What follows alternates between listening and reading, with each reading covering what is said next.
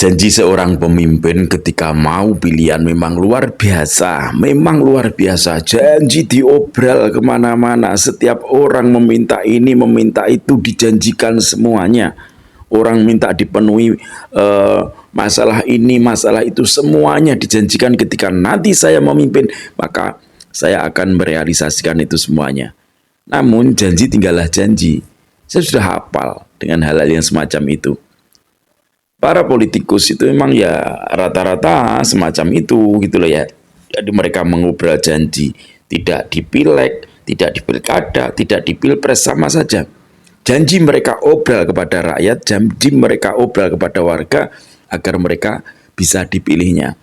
Namun ketika sudah terpilih, apakah kemudian mereka merealisasikan janji-janji yang pernah keluar dari lisannya? Sama sekali tidak, teman-teman. Saya tidak melihat itu. Terutama ya kita simak nanti videonya. Janji ini keluar dari siapa dan benarkah ini sudah direalisasikan untuk rakyatnya? Saya rasa tidak. Ini tidak ada realisasinya untuk rakyat. Oke, kita simak videonya. Jangan di skip-skip, hanya di Opini Arnews Media.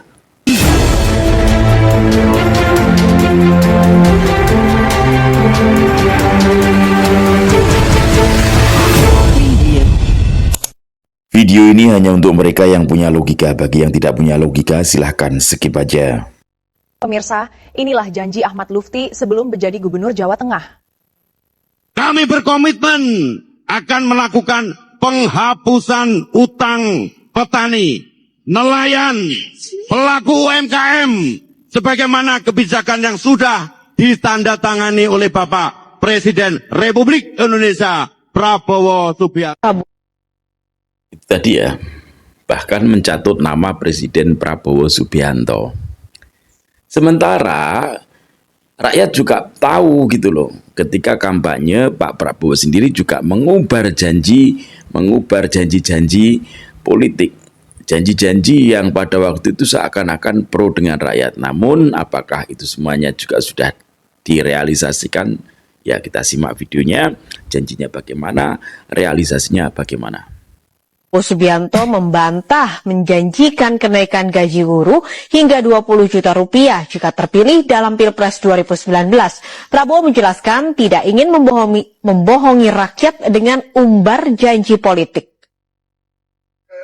Kenaikan ini, kenaikan itu, uangnya dari mana gitu loh. Kita utang terus. Tiap hari utang kita berapa? 1 triliun tiap hari. Oke, Pak. Ya, jadi kalau saya omong ini, saya janji ini, janji itu, kan saya bohong kepada rakyat. Ya. Ucapan saya direkam nggak ya? Prabowo dan Gibran tidak bohong. Prabowo dan Gibran tidak bohong. Prabowo dan Gibran membawa kabar baik. Mulai bulan Oktober insya Allah tahun ini, setiap guru akan dapat tambahan gaji 2 juta rupiah per bulan. Dan itu selama 13 bulan termasuk THR. Karena kenapa? Prabowo dan Gibran akan bangun 30 juta rumah dan apartemen 10 tahun untuk kalian semuanya. Kok betah sih tinggal di Indonesia? Bentar, itu janji-janji politik ya, janji-janji manis ketika kampanye ya semacam itu. Kita menjanjikan ini, kita menjanjikan itu, kita menjanjikan anu. Akan tetapi ketika sudah memimpin, ya janji-janji tersebut, ya janji tinggallah janji gitu kan. Janji tinggallah janji. Dan ini akan sangat berdampak ketika apa? Ketika nanti mau maju lagi. Susah orang-orang kayak gini mau maju lagi. Karena apa? Karena rekam jejak atau jejak digitalnya nyata-nyata ada. Dan memang banyak pejabat-pejabat kita yang belum sadar bahwa jejak digital itu sangat kejam. Mereka belum sadar kalau mereka itu hidup di era digital. Mereka belum sadar kalau mereka itu sudah tidak hidup lagi di zaman batu. Sehingga ucapan-ucapan mereka mudah mereka lontarkan. Akan tetapi mereka tidak sadar bahwa ucapan mereka itu sudah menjadi konsumsi publik. Karena apa? Karena pada waktu itu pendukungnya pasti bangga dong dengan visi dan misi dari calon mereka masing-masing. Karena bangganya mereka unggah di media sosial. Nah, setelah mereka jadi, ternyata janji itu tidak kunjung direalisasikan. Yang akhirnya apa? Akhirnya dari orang-orang yang kecewa mengunggah ulang janji-janji yang pernah mereka ucapkan. Ini juga ada pertanyaan sindiran mungkin ya, atau pertanyaan apa kita nggak tahu lah. Kenapa masih betah tinggal di Indonesia? Nah, kenapa sih katanya Indonesia nggak maju? Katanya Indonesia ini itu siapa bilang Indonesia nggak maju? Indonesia itu ya negara yang maju sebenarnya. Sebenarnya berarti kan nggak benar ya. Sebenarnya itu negara yang maju. Ya kita simak kenapa betah tinggal di Indonesia. Hah? Kok betah sih tinggal di Indonesia? Dengarkan ini. Saudara, kesehatan nggak bayar, subsidi listrik, subsidi BBM, kemudian sekolah harus kita bikin nggak bayar. Gratis. Kemudian kita akan kasih makan siang. Masih kalian nggak betah tinggal di Indonesia? Menteri sing Kan enak tuh tinggal di Indonesia, masuk gak betah. Orang tinggal di Indonesia itu semuanya serba gratis ya.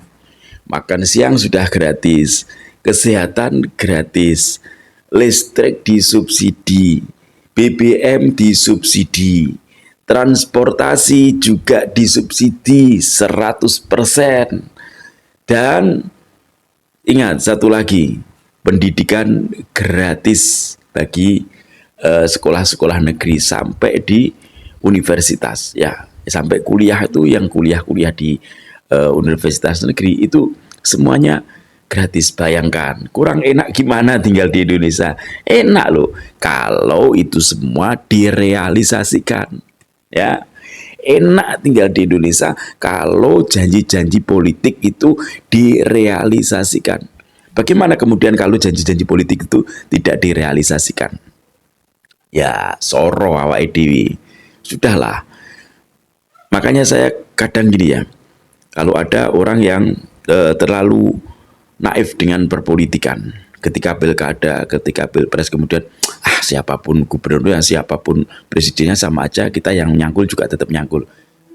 Emang iya, bener, yang nyangkul tetap nyangkul, nyari makan cuma nyari makan sendiri. Akan tetapi ketika punya pemimpin yang semacam KDM, coba jalan-jalan bagus, infrastruktur bagus, bahkan indah kiri kanannya, itu akan membawa dampak perekonomian yang luar biasa. Karena apa? Dari warga yang lain luar daerah itu akan berbondong-bondong ke situ melihat dan lain sebagainya. Akhirnya kita berjualan pun bisa menghasilkan cuan. Gitu lah ya. Oke, kita simak. pihak ambil rakyat iki mung Pak Purbaya tok iki bolong. Bentar, saya ulang ya.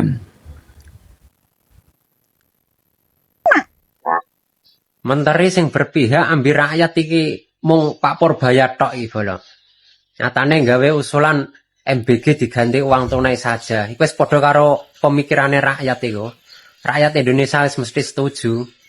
Tapi pemerintah mesti ya gak setuju. Wong pemerintah iki ora pro mbek rakyat. Pedes pernyataanmu ya.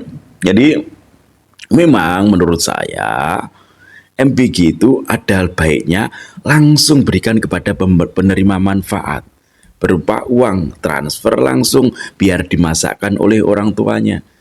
Bayangkan kalau 3 anak dalam satu rumah, SD, SMP, SMA, itu semuanya mendapatkan bantuan dari pemerintah MBG yang berupa bahan mentah.